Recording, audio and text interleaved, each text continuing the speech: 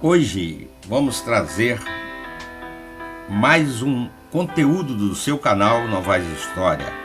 Segunda-feira, dia de postar conteúdo relevante para você. Vamos abordar o tema Apocalipse. É a revelação de Jesus Cristo. Eu, Jesus, enviei o meu anjo para vos testificar essas coisas às igrejas. Destaque para as igrejas. Eu sou a raiz e a geração de Davi, a brilhante estrela da manhã. Apocalipse 22:16. Abre a cortina para revelá-lo. Seu objetivo não é fundamentalmente instruir-nos com relação aos eventos que estão por vir. O anticristo, o suposto renascimento do Império Romano, o arrebatamento dos santos, o reino milenar ou a queda final de Satanás. A solução de João para as nossas enfermidades não estão relacionadas a inúmeros selos, trombetas e taças.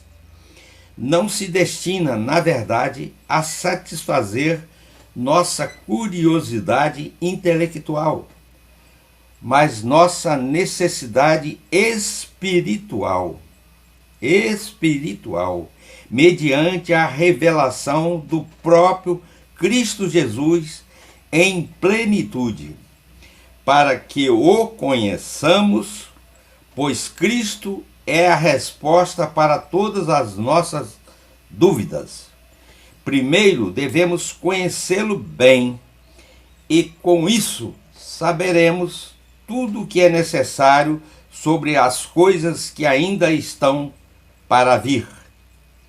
Ele é o ressurreto e vitorioso Rei dos Reis. Todos os eventos que se seguem são consequência de ele ser o que é. Antes de escrever, produzir esse conteúdo, eu pesquisei uma das maiores autoridades em Apocalipse, Rei Samir. É um autor que aborda todas as correntes doutrinárias, mostrando os seus pontos falhos e os acertos. Porque nós temos várias correntes sobre o livro de Apocalipse. Pós-milenista, pré-milenista, preterista, amilenista. E ele mostra isso de forma bem clara, os erros e acertos de cada corrente. E no final ele expõe a ideia dele com muita autoridade. Eu sou amilenista. Após ler esse livro, estudá-lo, apesar de ser um livro já extinto, né, fora de publicações, você consegue comprar um livro desse através no Mercado Livre, postando Rei Sami, digno é o Cordeiro, você vai achar alguém oferecendo o seu exemplar por 500, 600, 1.000, alguns que devem estar bem caidinhos, né, por valores menos significativos. Mas eu quero abordar aqui que agora, com a guerra do Oriente Médio, por Israel, Estados Unidos, contra o Irã, o Estreito de Hormuz, e todo mundo está vendo Jesus vir montado, chegando nas estrelas. Não tem nada a ver. Guerra já houve no passado, vai acontecer mais para o futuro. Ali sempre foi uma zona de conflito e de interesse mundial, porque por ali passa grande parte do petróleo existente. Mas Deus cuida do povo de Israel com um carinho tremendo, para que você possa acreditar na palavra de Deus. O povo de Israel vai lá em Abraão, que numa linguagem de brincadeira minha, eu falo que ele jogou boleba com Noé. Ele é descendente lá de Sem, filho de Noé, viveu paralelamente com Sem e foi chamado por Deus para formar esse povo. E esse povo, então, é como que uma prova material da autenticidade do Evangelho de Jesus e de todo o Velho Testamento. Outra nação que deve ser destacada, não pelo seu conteúdo bíblico, é o Egito. Também faz parte da mesma época da história. Quando Abraão esteve lá, quando Isaac pensou ir para lá, ele mandou que não fosse. E o Egito teve, com Jacó ou Israel, conforme a gente queira chamá-lo, ele teve lá por 400 e poucos anos cativo, primeiro não, depois cativo, e saiu de lá com mão forte de Deus. Isso tudo está registrado no Velho Testamento. Então, quem duvida da Bíblia, na atualidade, o faz totalmente por iniquidade, por pecado, por erro, porque a Bíblia está bem amarrada em fatos materiais, alicerçado para que você possa crer sem dúvida. Estão falando na construção do terceiro templo. Os milenistas, a corrente predominante do momento, fala que Israel vai reconstruir o terceiro templo.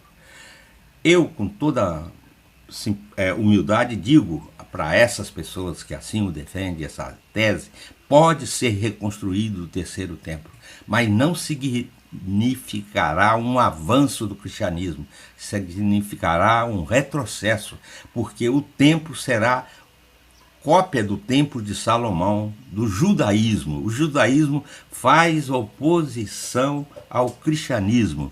Tem um versículo na Bíblia que diz: veio para o que era seus e os seus não o receberam, mas a todos quantos receberam, deu-lhes o poder de se tornarem filhos de Deus. Então eu quero dizer para você que Israel é só uma prova material e uma prova de Deus. E brigar contra Israel é podre, é ruim, porque eles sempre vão ganhar, porque no momento certo Deus vem do lado deles e fazem eles ganhar.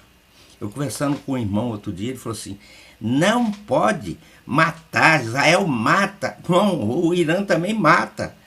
É guerra, sempre morreu milhares de pessoas, agora morrem menos, porque eles atiram mísseis com erro de milímetros, só mata onde quer matar, não quer matar inocentes. Mas a pessoa que é contra, é do contra, e tem muitos crentes que são a favor do Irã, do Hamas. Gente, quem abençoa Israel é abençoado. O Brasil precisa acordar para isso, abençoar Israel, para que Israel vá em frente com seus projetos, porque Deus está no controle de tudo. Mesmo que eles não estejam agindo corretamente, tenham aceitado Jesus Cristo, mas é a prova para nós, outros, para nós aqui do Brasil, que nem conhecemos nada, fomos descobertos em 1500 e aqui só tinha índio. Então nós precisamos crer na Bíblia, e a prova material, física, em outras milhares de provas que tem da veracidade da Bíblia, mas essas duas coisas, o Israel e o Egito, são espinhas dorsais. Quanto ao milênio, eu tenho uma opinião totalmente diferente dos milenistas ou pós-milenista. O milênio, como um império, eu teria dificuldade para aceitá-lo aqui na Terra. Eu e o rei Sam, né? Você quer ver uma coisa? Para Jesus reinar em Jerusalém, ele teria que cuidar de infração, de esgoto, de água e das nações. Isso são as coisas emergentes da fome, da produção. Tinha que mexer aqui com o Brasil, tinha que mexer com todo o mundo. É reino milenar. Deus reinando no mundo todo. Jesus reinando no mundo todo. O Apocalipse nunca teve intenção de falar desse reino assim, com essa literalidade. Você quer ver como? Ele fala. Jesus fala em João 8:23. Vós sois de baixo, eu sou de cima. Vós sois deste mundo, eu não sou deste mundo. Bem, na Bíblia não existe contradição. Essa é uma das palavras de Jesus. Mas vou numa outra, em João 18, 36 e 37. Olha o que Jesus diz. O meu reino não é deste mundo. E se o meu reino fosse deste mundo, pelejariam os meus servos para que eu não fosse entregue aos judeus. Mas agora o meu reino não é daqui. Isso ele respondeu a Pilatos. Pilatos estava preocupado que ele fosse o rei dos judeus e ia confrontar Jerusalém. Ele falou, meu reino não é deste mundo não, Pilatos. Meu reino é no céu. Lá que eu espero os meus remidos, os salvos. Eu vim para morrer na cruz, por eles, para salvá-los. Aí você tem isso em Mateus 18:36. Admitir um reino milenar é admitir a contradição a esse texto. E não há contradição na palavra de Deus. Aqui passa direto. Você quer ver um outro texto bonito? Está em Mateus 28, 18 a 20. Diz assim: é-me dado todo o poder no céu e na terra. Portanto, ide fazei discípulos de todas as nações, batizando-as em nome do Pai, e do Filho, e do Espírito Santo, ensinando-as a guardar todas as coisas que eu vos tenho mandado. E eis, olha esse detalhe, e eis que eu estou convosco todos os dias, até a consumação do mundo, até o fim do mundo. Não há aqui qualquer margem ou possibilidade de abrir um hiato para fazer um reino milenar. A carta de Apocalipse, o livro de Apocalipse, foi escrito para as igrejas. Apocalipse 22, como acima foi citado, as igrejas da Ásia. E cada igreja daquelas, possivelmente, retrata uma igreja do presente momento. Então, é sempre atual aquele texto e aplicou aquelas igrejas e aplica às nossas igrejas dos nossos dias. E nós precisamos estar atento quanto a isso.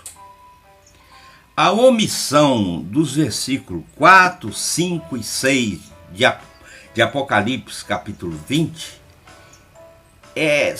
simplesmente sumiria esse milênio.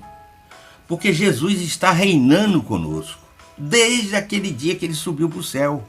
Ah, mas os cristãos estavam morrendo e clamando e querendo uma vitória. Então vem o livro de Apocalipse às igrejas, explicando que eles seriam vitoriosos, mesmo que algum morresse e morre.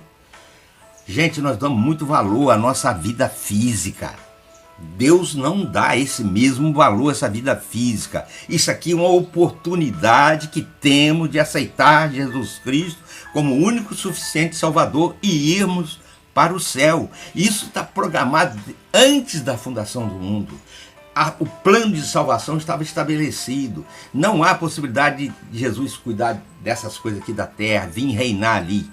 Além de, para sustentar essas ideias, e que eu, com todo respeito, falo isso, porque são ideias milenares, seculares, né? Seculares. Milenários não, porque nós só temos 2000 anos. Seculares são ideias que, mediante estudo profundo e tal, como chegou a essa conclusão, porque passa bem para eles.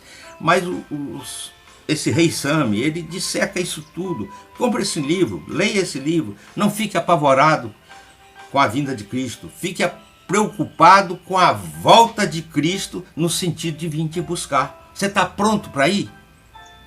Ou não? Você vai para o céu. Eu vou falar uma outra coisa que para estarrecer também todos os pastores ou pessoas que ouvem aqui. Haverá apenas uma ressurreição, não há várias ressurreições. Bem-aventurado aqueles que participaram da primeira ressurreição. A primeira é porque é o momento que nós seremos, os mortos ressuscitarão, e depois a igreja vai, mas em ato contínuo. Não vão ficar aqui na terra vagando e vendo que Cristo veio. Aí, irmão, é moleza aceitar Jesus Cristo, porque você viu, todo olho verá, ele virá, não vai vir escondido, não vai vir nada. Aí seria uma injustiça de Deus com aqueles que viveram no passado, que não tiveram a oportunidade de ver Jesus vindo, voltando pela segunda vez. É ato contínuo, fala de um só julgamento, os que estavam escritos nos livros. E abriu-se o livro da vida, é ato contínuo. E a literatura de Apocalipse é como a literatura de teatro. Vai abrindo as cortinas. Abre uma cortina, mostra um fato. Fecha a cortina e abre outra cortina e vê outro fato. Assim como o livro de Salmos foi escrito para os que entendem, gostam de poesia. Assim a carta de Romanos foi escrito para moral, a igreja estava decadente. Roma era a Babilônia, era o pecado em torno. Lamento dizer para meus amigos católicos que a igreja de Roma nasceu num reino corrupto, de iniquidade, cheio de pecado. Pela misericórdia de Deus, Roma subsistiu. Sodoma e Gomorra não. Mas tem uma passagem na Bíblia que diz: haverá menos rigor para Sodoma e Gomorra do que para nós outros que conhecemos a palavra de Deus. Eu espero que seja motivo para você estudar, refletir. Não precisa me contestar, mas deixe seu like, deixe a sua... Põe seu like aí, fala aí, põe seu like. Inscreve no canal e põe seu like. E comente qualquer coisa. Fala que eu não entendo nada, que eu sou burro, que Jesus não vai voltar. Fala qualquer coisa. Expõe as ideias. Mas a Bíblia é bem clara sobre isso. Baseie na palavra de Deus para contestar. Falou, meus amigos? Que Deus nos abençoe, que você tenha uma semana boa, que tudo seja maravilhoso na sua vida, sobretudo abrindo o seu coração e deixando Jesus entrar. Porque Ele vai voltar, querendo ou não. Os acontecimentos narrados em Apocalipse vão acontecer, você querendo ou não, independe da nossa vontade. E nós não podemos fazer nada. Nada, absolutamente nada. Mas uma coisa nós podemos fazer, é aceitar Jesus como nosso Senhor e Salvador. Tira tudo mais que você tem, nada isso te salva, mas Jesus é o nosso Salvador. É em nome dele é que eu estou falando. Amém.